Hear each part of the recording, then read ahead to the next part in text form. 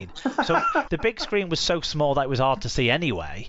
But then throw in the fact that they didn't actually remove the text that was blocking where the ball was. It was so frustrating because from one angle it looked like obviously a try, but from the reverse side, what it looks like, and I have a feeling it was Ben Failey who was the video referee again in this one. Actually. But whoever was the video referee, I don't know. I don't know if I agree with them, but we'll see what you think. So the ball came away from Minchella's hand. Right. So Failer said, I think it was Failer, said he has to re-grip before he puts it down. But I didn't see separation. Now, there might have been separation, and I just didn't see it.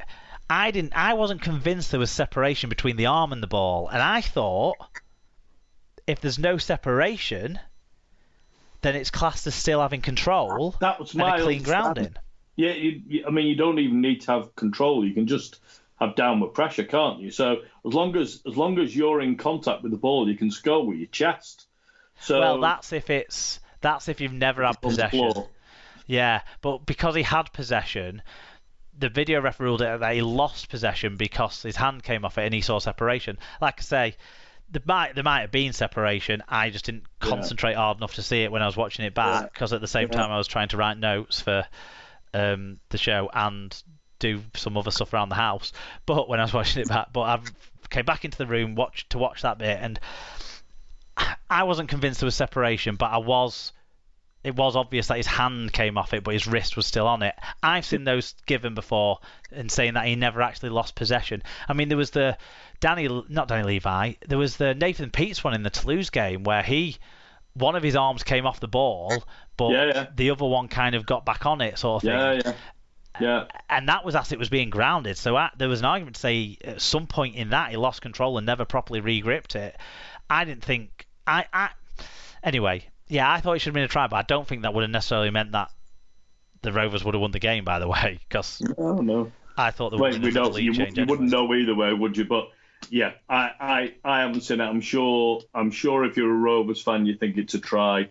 Certainly, all the Hull fans around me were mightily relieved when it was disallowed. I do think all the other ones were the right call, and Rovers made a rod for their own back with how poorly they executed, especially the one from Crooks to Lewis. That was it was a sitter.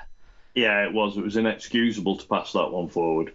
Yeah, and the other ones, there was one of the Coot ones I thought was marginal, and you see them get given, but it was forward. But you have seen them given, probably with Coot throwing the last pass, to be honest. And maybe if it was Ryan Hall catching it, then they would have give it. But yeah, I did think all the others were fair. They scored an extra try, but Gale kicked all his kicks, 7 out of 7. Coot was 2 out of 6, weren't he? So, which is very unusual for Coot, to be honest. He's usually a very reliable kicker. Yeah, but I think they scored an extra. Maybe they both scored 5 tries. No, because he had 6 kicks. Yeah. So they must have scored 6 tries. Yeah. Anyway, they bombed 3 tries, and Hull FC didn't bomb any tries that I can remember. Hull KR should have been ahead at half time. Hull FC basically had one 5-minute spell in the first half where they were the better team, but Hull KR were the better team for the rest of the first half. But they made, apart from, they couldn't execute, so you could say they weren't the better team because they didn't execute. Second half was way more even, so exciting. Hull FC started that second half amazingly, and Hull KR really, One thing to note in the news actually, Frankie Holton, he got injured in like the first 5 minutes, didn't he? Yeah. The first 10 minutes. Yeah. He's got a reported fractured collarbone, so they had to play that whole game pretty much with an interchange down, which it wasn't the hottest game of the weekend, but it was, it was still hot at that point when that game was played. Frankie Holton, who signed a new 2-year contract extension at the club after his agent had made up some stories about the NRL being interested. But he's been amazing for him, and it's a big miss, both losing the interchange in that weather and losing a player who's been so good for you. Yeah. I mean, I watched him go off, and again, I thought, oh, there's another collarbone that's gone. Yeah, and that one turns out it was a collarbone. It was a real blow to lose that early on. Yeah, Brad Fash did get a charge, a grade A dangerous contact charge, but no ban from it, which is surprising because hasn't he had other ban? Maybe he hasn't had enough to meet the threshold, but it should be banned for his haircut anyway. Yeah, I'm not a big fan of the old. Why have hair? Yeah. And then waste it like that? It takes the piss out of all of us that have lost our hair. Yeah, there you go. And the last bit of news, Huddersfield Giants winger Lewis Senior will spend the rest of 22 at Hull KR. Would have been helpful and complete a permanent move to the Robins in 23. He'll join Hull KR on a 2-year deal.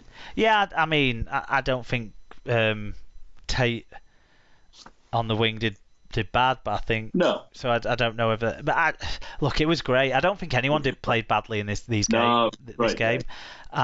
Even though defensively everyone could be questioned as well with the scoreline what it was, but I don't think anyone played badly. It was so entertaining. All of the kids who I never heard of, seemed to do okay.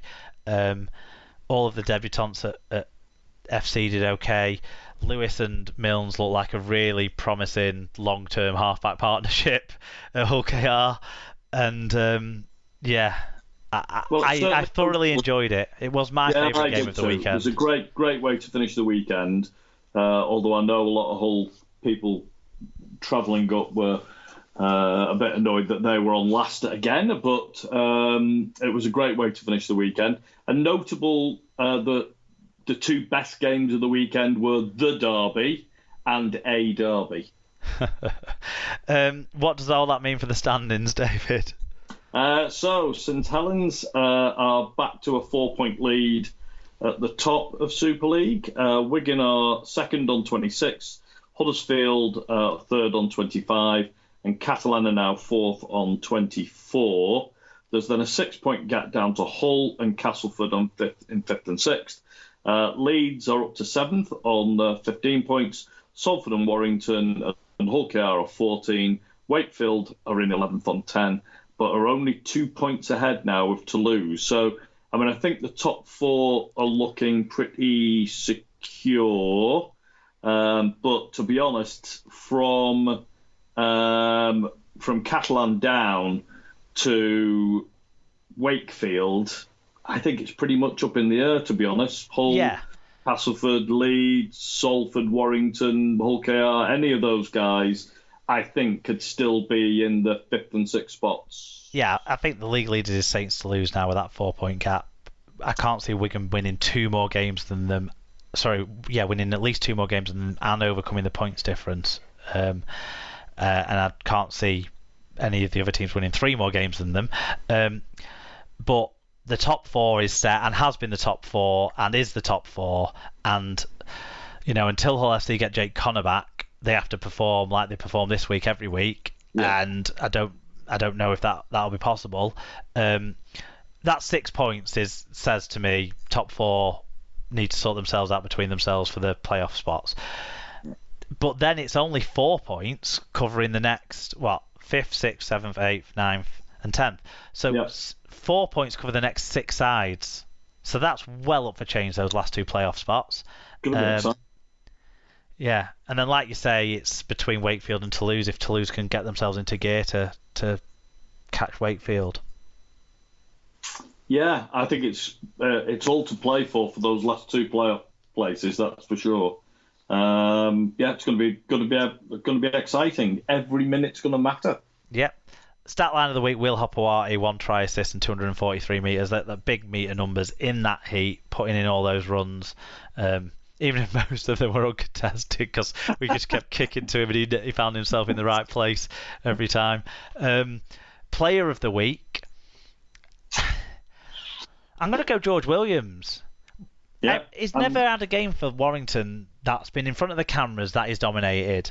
And we were all talking, weren't we, on the Saturday about how he's never had a game like that for Warrington. And it was amazing how the one game he has had was when Sean Wayne was in his ear for England. And I just think he was the most singularly impressive performance in a match where he stood up above everyone else for me in that match.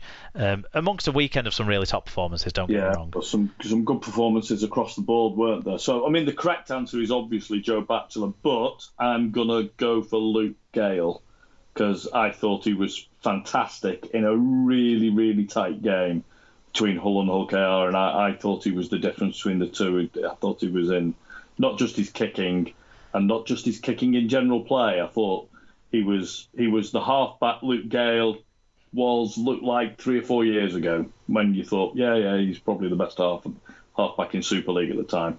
So I thought he had a super game. Yep.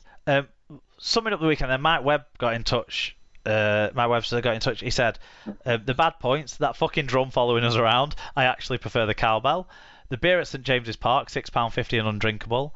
Train to the hotel on Saturday was a drunken Hindu Express, and that bloody drum he mentions again. But the good points, he said, Newcastle is great in the sun, meeting and putting SLP faces to names, spending the weekend with non-RL mates who love the spectacle and seeing opposing fans getting on together, and that fucking drummer Callum is actually a really nice bloke. He's right about that. I enjoyed when Mike met us. I'd spoke to Mike on like a Zoom call a couple of years ago, if you remember, when we talked about why can't I remember the name of it? You know, the program that's been going around the clubs where they talk about mental health, well-being, and that sort of stuff. Yes. I'm so annoyed. The offload campaign. So he did an SLP short with us about that a couple of years ago.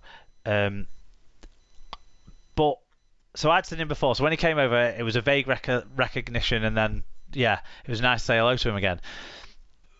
You were there, and I sort of introduced him around the group and got to you last, and then you spoke, and his eyes lit up, like, recognising who you were. And I love seeing that, because no one knows what we look like, because we don't do videos. So when people hear us talk, and they're like, oh, it's you, I know you every week. So yeah, I love seeing that. Yeah. It was nice. I felt famous for a moment there, Mark.